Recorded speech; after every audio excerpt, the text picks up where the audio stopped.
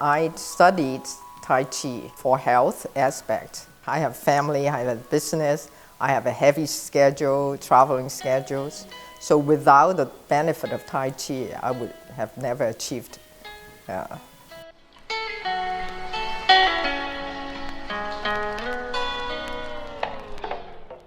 First of all, everybody is wearing white uniform instead of black.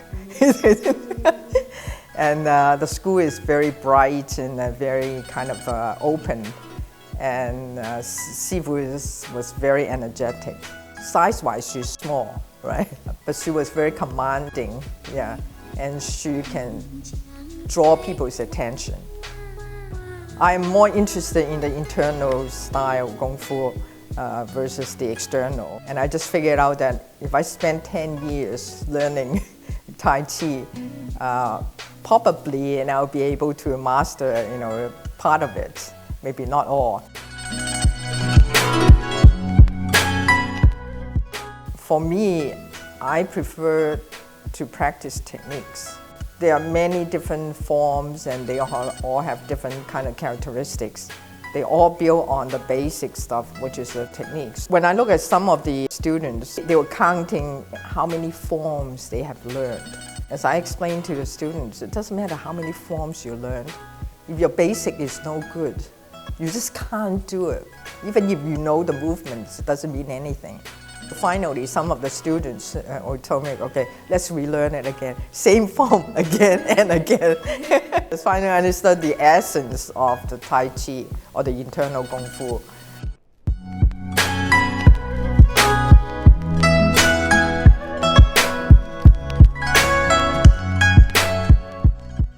She has artistic talents. She likes to create forms. She will develop a form and she'll have me try it and say, how do you feel doing this? Is it a smooth transition from one to another? So there's a kind of a refinement of the movement or the forms. As you know, different people will look at the same piece of performance will have a different reaction. Some other artists might have a very strong mind and they say, well, this is my creation. I don't care whether you like it or not, it's mine, right? It doesn't matter who you are. Sometimes she would create a piece and she would ask other people, what do you think? Very humble in that way. She wants to get other people's feedback.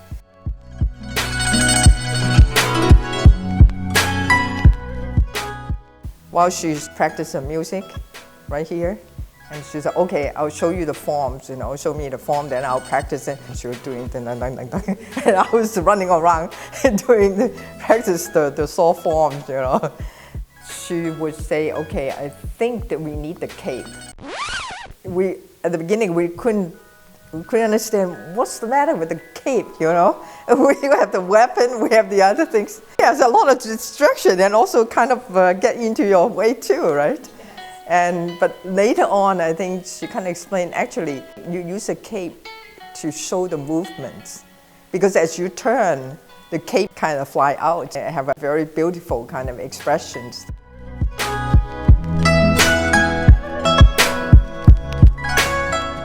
I can feel the energy generated.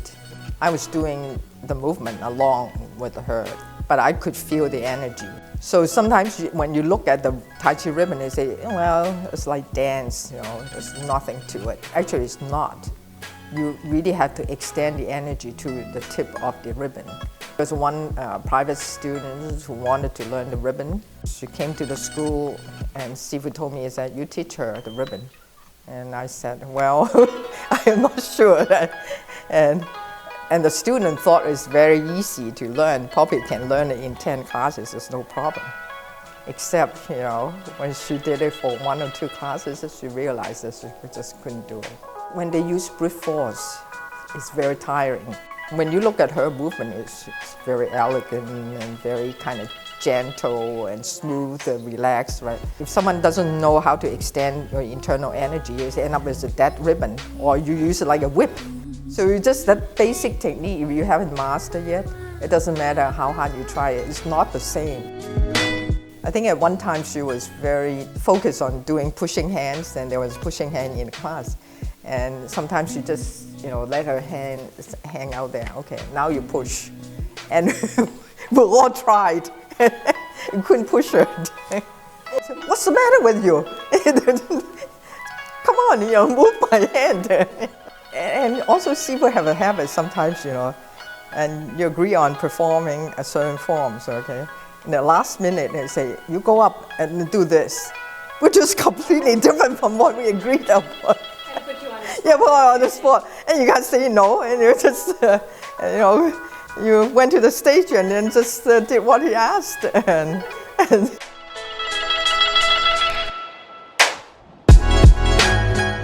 she's really eager to learn forms. And I remember there was one time there was a visiting Sifu came from China, and there's a certain movement which is kind of new to her. She wanted to learn it, and she couldn't quite master in that short period of time. So in the middle of the night, I was in the school. She wanted to visit, went to the hotel. So I drove her to the hotel in the middle of the night. Mr.Yen didn't want to go, and that Sifu was sleeping. So woke him up, and then we learned more in the hallway of the hotel. So she's really eager to learn anything new, and she have open-minded. Unlike other Sifu say, well, this is not my style, or this is not, my old Sifu didn't teach me this, I'm not going to learn it,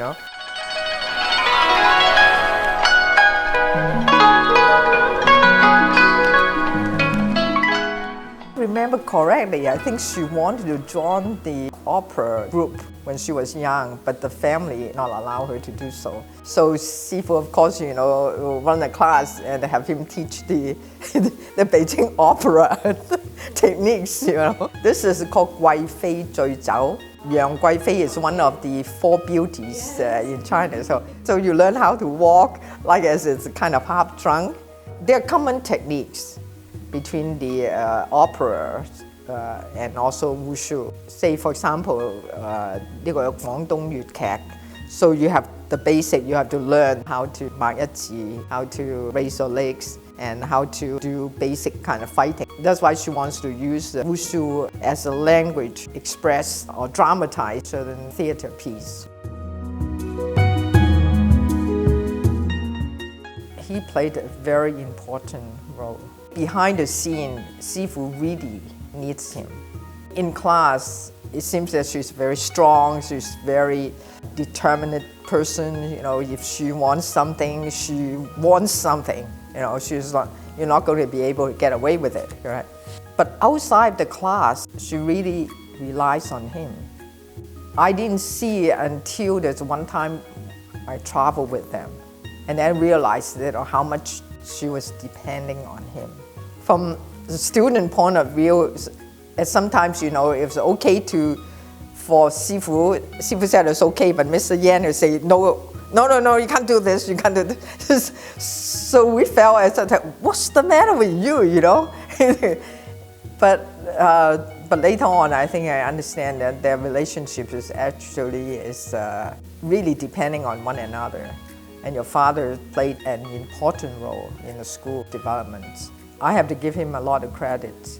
He did all the paperwork. Sifu just teach, right? Outside of the classroom, she didn't care. She didn't want to handle anything. He may not do things perfectly, but he handled many other things. Yes. The publishing, accounting, the legal aspect, and also whenever there are travel arrangements. So he has to do all these.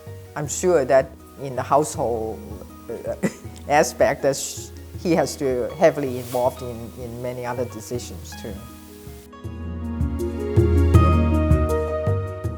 Where's the music? I remember one of the comments from one of the students. They said, "This is the typical CWRI. You're ready on stage, but no music." Sifu 同 Mr.Yen 兩個人個性格係好唔同嘅，但係佢兩個人亦都因為唔同，所以所配。You need one is soft, one is hard, or one is a little bit crazy, and the other is mellow or something. Yes.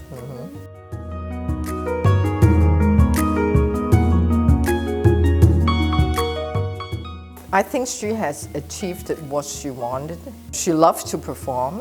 Her performance is not fixed things, she always creates artistic kind of movement of forms. She has published many books and videos with Mr. Yen's help, be a performer, a martial artist, and be an author, be an educator. These are the things that she wanted, and she has achieved it. Being an internal martial artist, you need the softness, but she has the energy. When she can focus the energy, it is very strong.